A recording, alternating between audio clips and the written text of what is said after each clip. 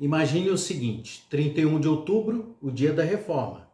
Dia 1º, o dia de Todos os Santos, comemorado pela Igreja Católica. Dia 2, o dia de Finados, comemorado pela Igreja Católica.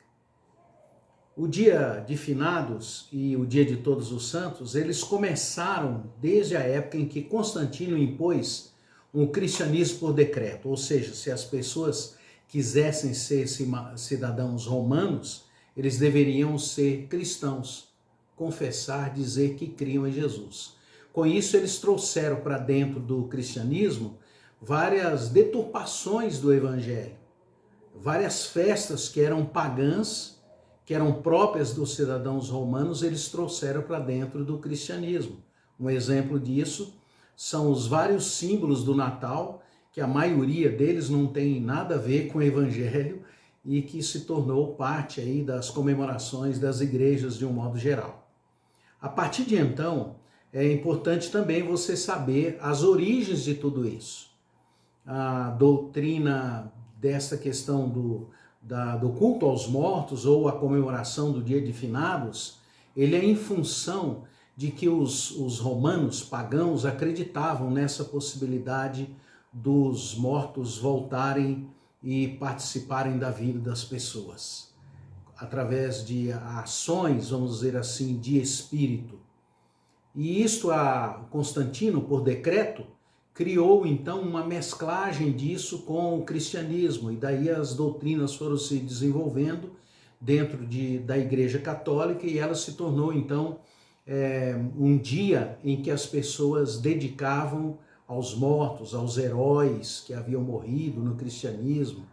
Eles acreditavam também que se alguém morresse, eles ficariam num determinado lugar, e aí, à medida que se rezassem as missas e fizessem alguma coisa, eles poderiam então voltar a este mundo.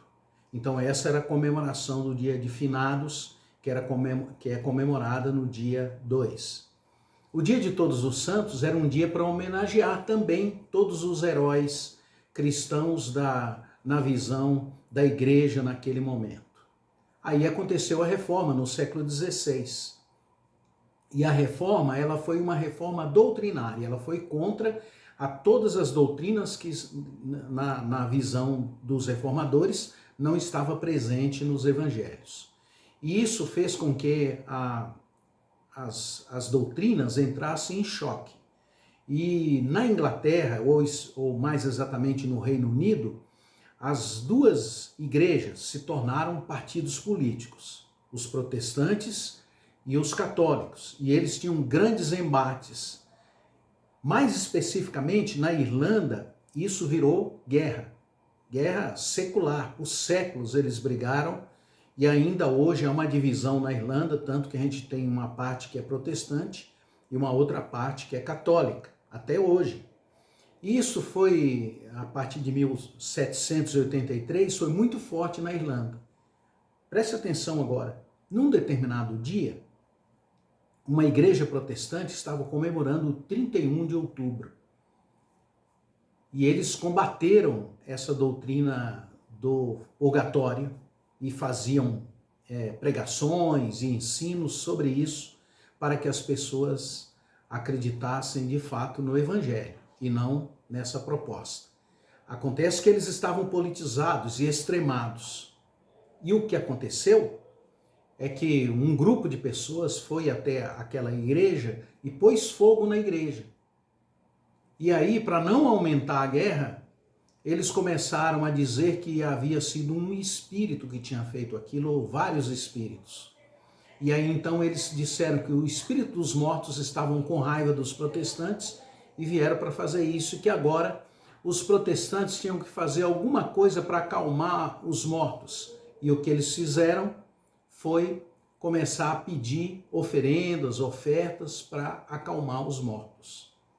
Daí nasceu então essa ideia do Halloween, que é oferendas que se faz para os mortos. Essa é a origem dessa festa. Com o tempo, ela foi virando folclore, e de oferendas que eram exigidas dos protestantes, passou-se a exigir balas. As crianças iam, pediam balinhas Depois, por causa do Dia de Finados, isso virou um folclore e eles começaram a se fantasiar e ir na porta das casas com as fantasias para pedir as oferendas. Esta é a origem. E isso virou lenda, virou comércio, de tal forma que atualmente, nos Estados Unidos, por exemplo, a maior parte de doces e chocolates que é vendido nos Estados Unidos é vendido no Halloween e na Páscoa. Então, isso tudo é um folclore que tem uma origem pagã. Como é que você deve agir? Olha, preste atenção, agora você sabe a origem. Então agora você precisa tomar uma posição.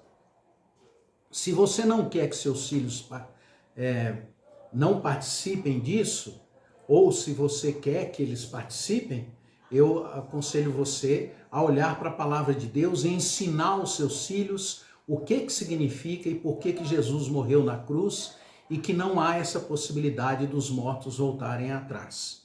Se ele for participar e você não tiver como resolver, eu quero dar uma sugestão para você. Faça o seu filho vestir uma máscara, a máscara do leão de Judá. Leia Apocalipse capítulo 2, a partir do verso 9, lá tem uma descrição a respeito de quem é Jesus.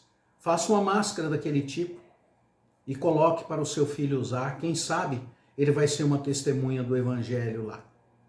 Se você quiser ser mais suave com isso, explique para os seus filhos na sua casa e trate desse assunto dessa forma, à luz da palavra de Deus. Os mortos não voltam, as oferendas não existem, porque não existem espíritos voltando aqui, lidando com as pessoas.